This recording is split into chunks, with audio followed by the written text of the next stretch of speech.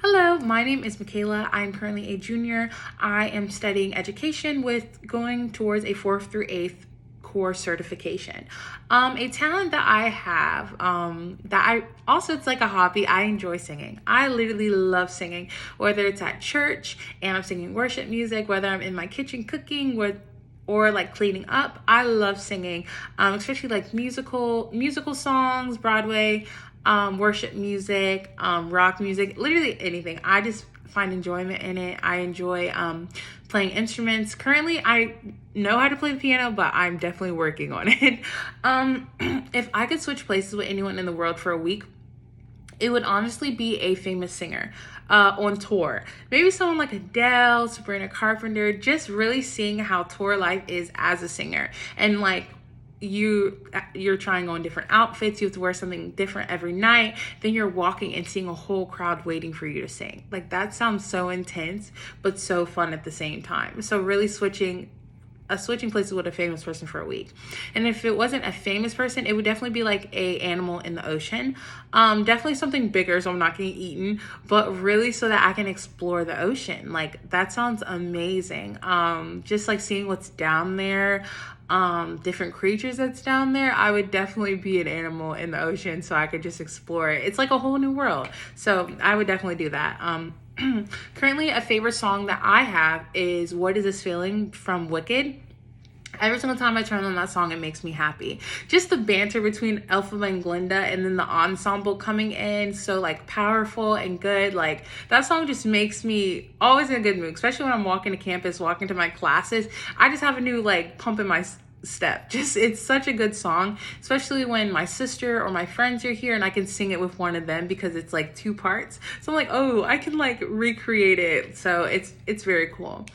After reading and reviewing the effective filters, one insight that I gained in how I can put it in my classroom and shape it is really how much emotion is what pushes towards a success or more work with children, especially English learners and children who've been through trauma.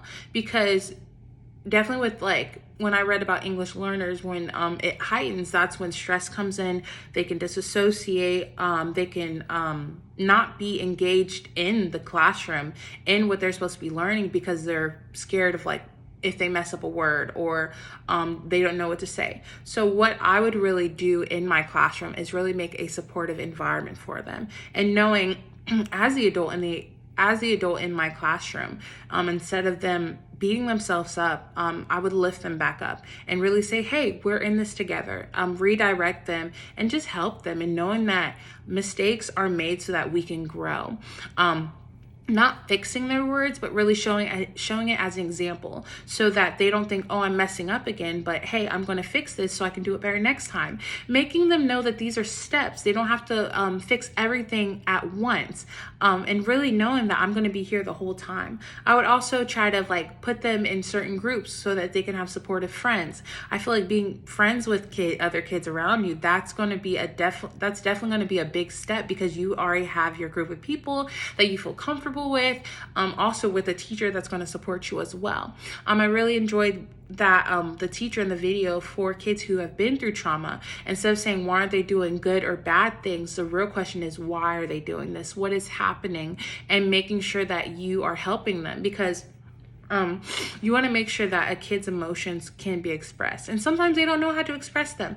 Sometimes they can go straight to anger. And you're like, hey, let's talk about this. Let's communicate it, because at the end of the day, they are children and they're going to be your students one day. So before or during that, while we are teaching them the curriculum at hand, you want to make sure that your students are also okay emotionally and are available to like focus. Because one of the teachers said if they're focused on A, B, and C stuff that happens at home and everything, they're not going to be focused on the stuff. And so I never want my students to be left behind because they're going through that stuff. And maybe pulling them aside and like asking them, talking to them. I want to do all that in my classroom to know that we're learning, but I want to make sure it's also a comfortable environment so that we can all strive together and I can help you in your journey.